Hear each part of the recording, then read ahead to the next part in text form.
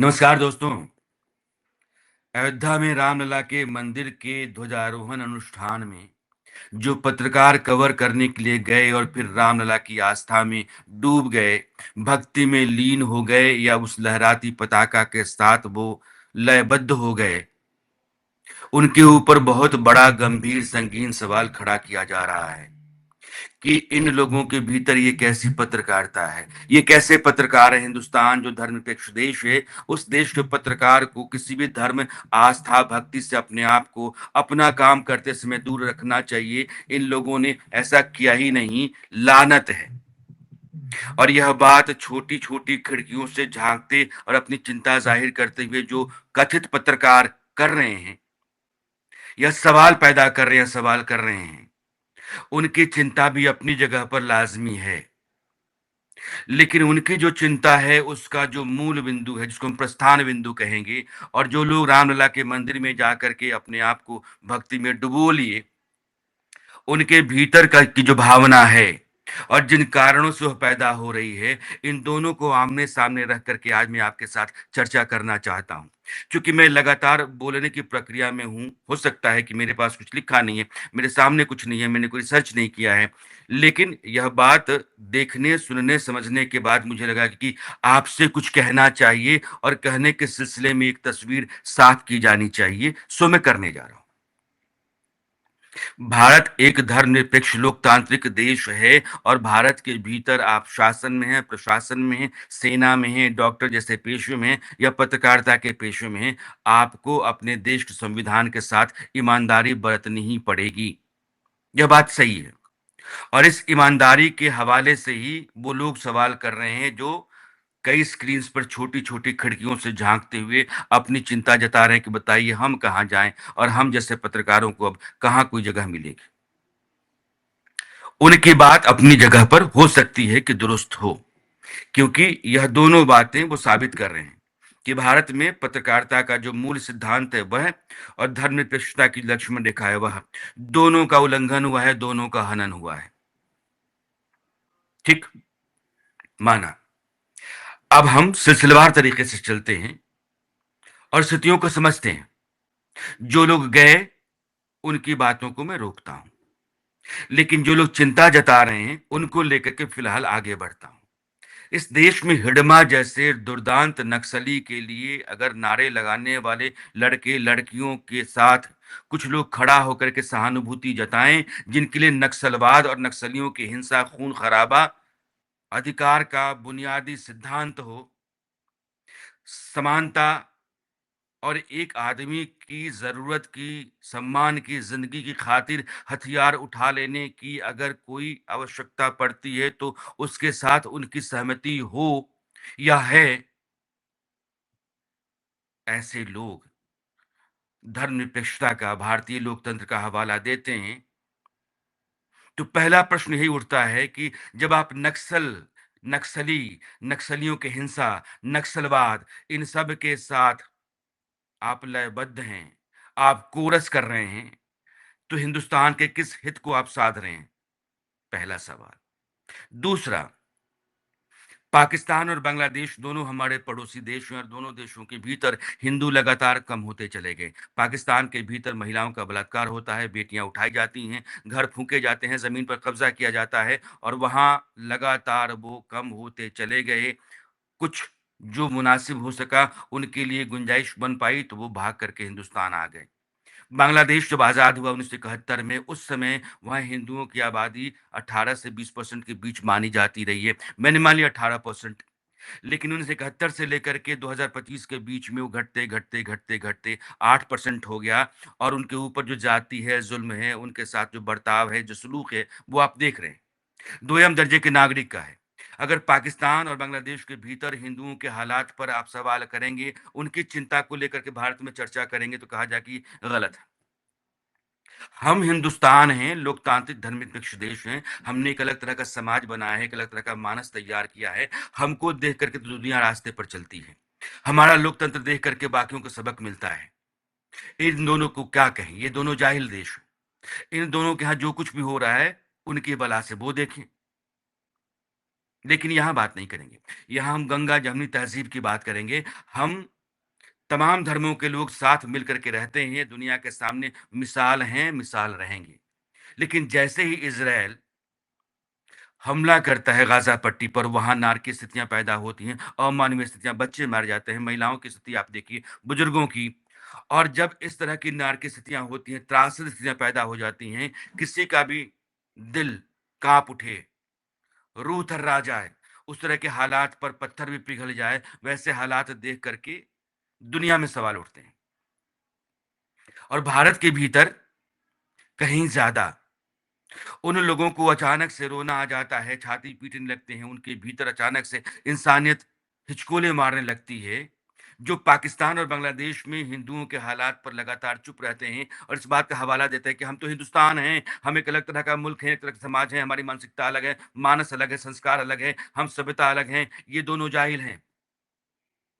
Israel के भीतर जो कुछ होता है उस पर सवाल नहीं होगा। इज़राइल में जिस तरीके से महिलाओं के साथ बलात्कार हुआ, लोग मारे गए, बंदूक उठा के लेके चले गए, यही लोग जो आज की तारीख में अयोध्या में पत्रकारों के जाने और थोड़ी देर के लिए आस्था में डूबने या भक्ति में लीन होने को लेकर के उनकी पत्रकारिता, उनके उनके उसूल पर, ईमानदारी पर सवाल उठा रहे हैं, वो भारत के दोनों पड़ोसी देश बांग्लादेश और पाकिस्तान, इनके भीतर जो कुछ भी हिंदुओं के साथ होता रहा है, उस पर नहीं बोलते।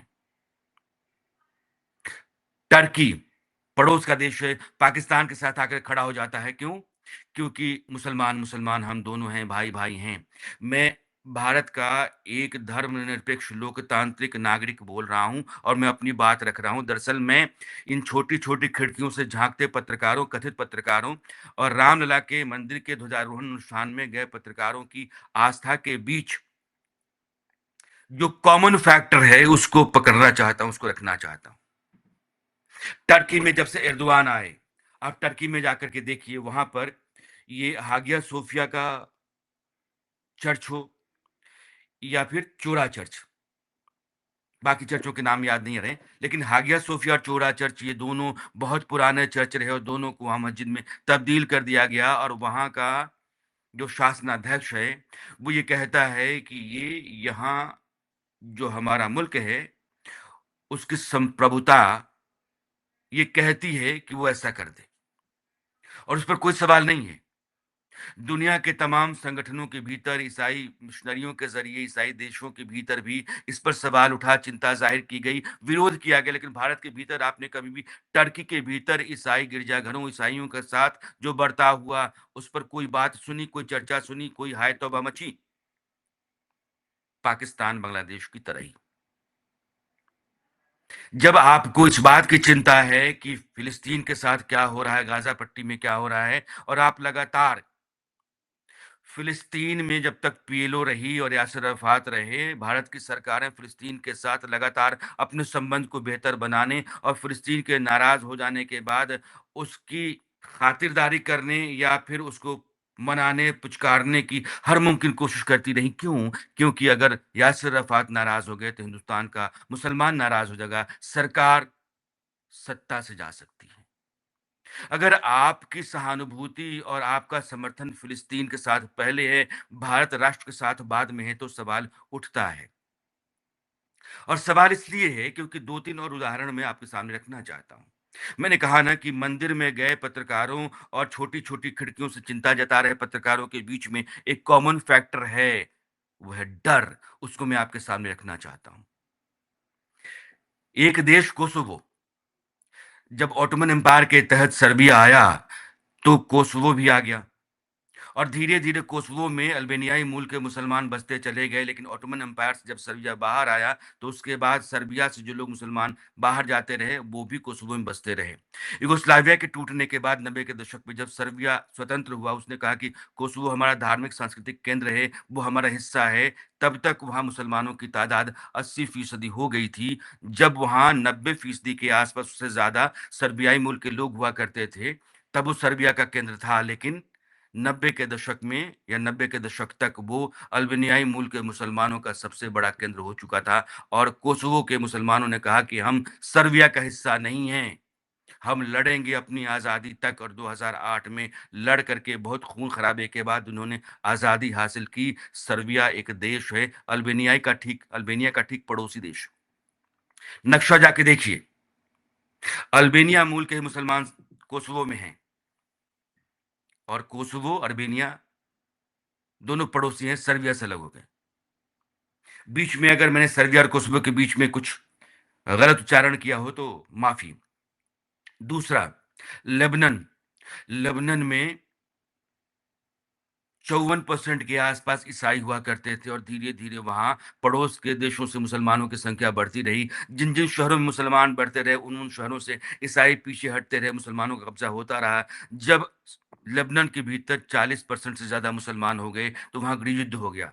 1975 से लेकर के 1990 तक गृहयुद्ध चला, और आज की तारीख में देखें तो लेबनान में मुसलमानों की तादाद ज़्यादा है, 30% के आसपास वहाँ ईसाई बच गए हैं। बहुत सारे लाखों की तादाद में मारे गए, लाखों भाग गए। लेबनान दूसरा उदाहरण है मुसलमानों की तादाद के बढ़ने के बाद एक देश के मुस्लिम देश में बदल जाने का। भारत के भीतर यह चिंता है। भारत के भीतर भी लोग कहते हैं कि आज 20% के आसपास मुसलमान हैं, लेकिन जिस दिन भी 40% मुसलमान हो गए, उस दिन भारत में भी गृहयुद्ध हो जाएगा। वो लेबनान और कोसोवो बन जाएगा।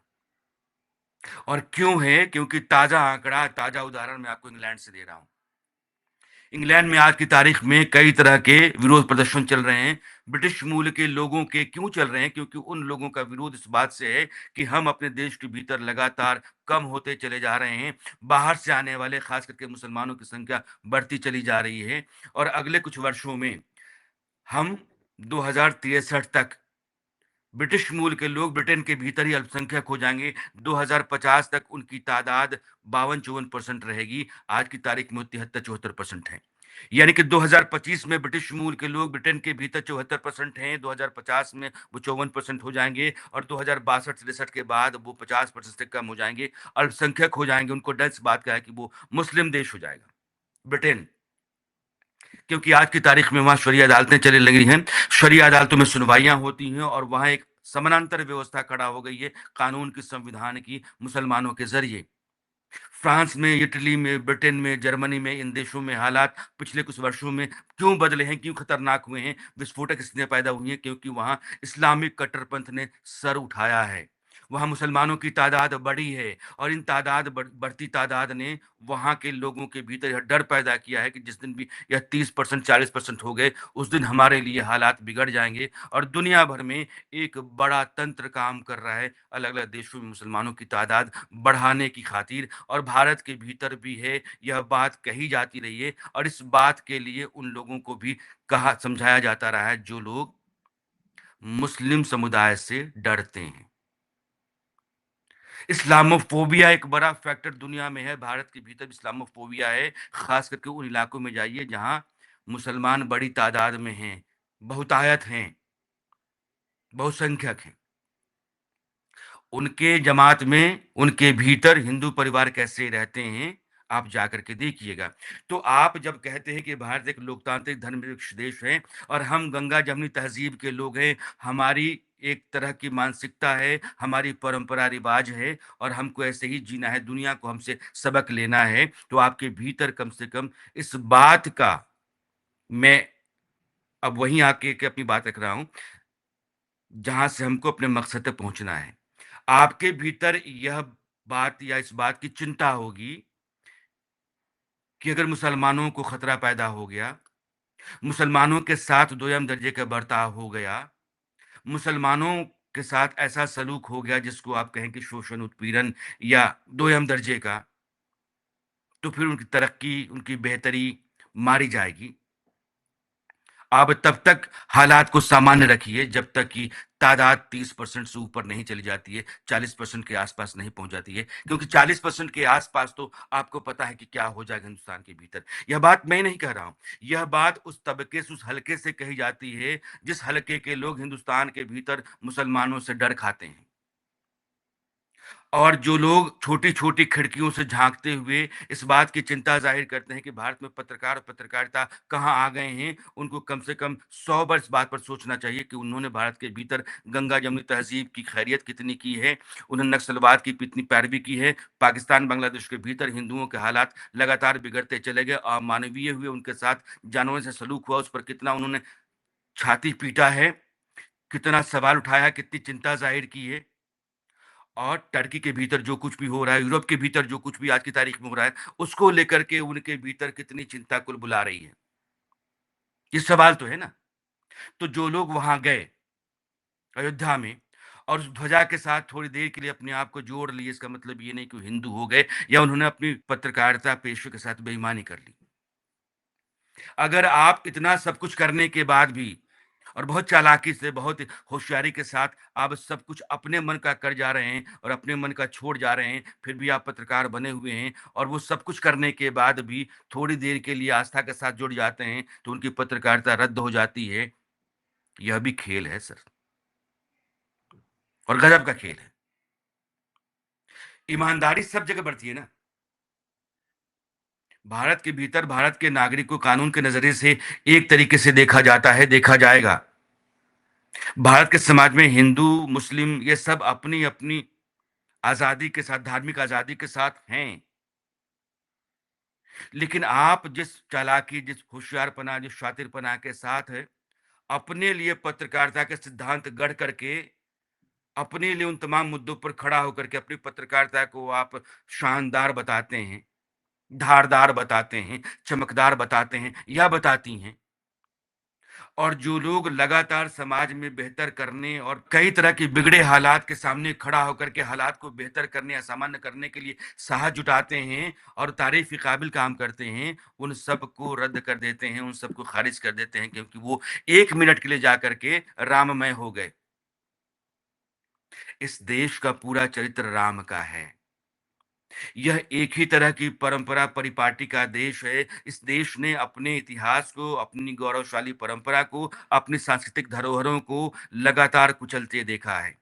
ये वो लोग हैं जो 800 साल से दमन, शोषण, उत्पीड़न का शिकार रहे। 800 साल से इनकी इतिहास कुचला जाता रहा। इनकी सांस्कृतिक विरासत को दबाया जाता रहा या फिर उसको धरती के भीतर दफन किया जाता रहा। इनके पास अपने इतिहास, अपनी संस्कृति, अपनी परंपरा, अपने गौरवशाली इतिहास पर गौरव करने के लिए कुछ नहीं है। अगर उसकी पुनर्स्थापना कर रहे हैं, उसका पुनर्जागरण कर रहे हैं, तो ये गलत हैं। क्योंकि इनको तो उसी तरीके से रहना चाहिए, जैसे लोदियों ने रखा, जैसे खिलजियों ने रखा, जैसे मुगलों ने रखा, जैसे अंग्रेज़ों ने रखा। तो तमाम तरह की गुलामी से निकलने के बाद अगर इनको थोड़ी-सी हवा मिल रही है और इनको लगता है कि गुज़रे वक़्त में इनके इतिहास में बहुत कुछ ऐसा है, जो दुनिया के देखने के लायक है, दुनिया को इन्होंने दिशा दी है, भारत के लोगों ने दी है।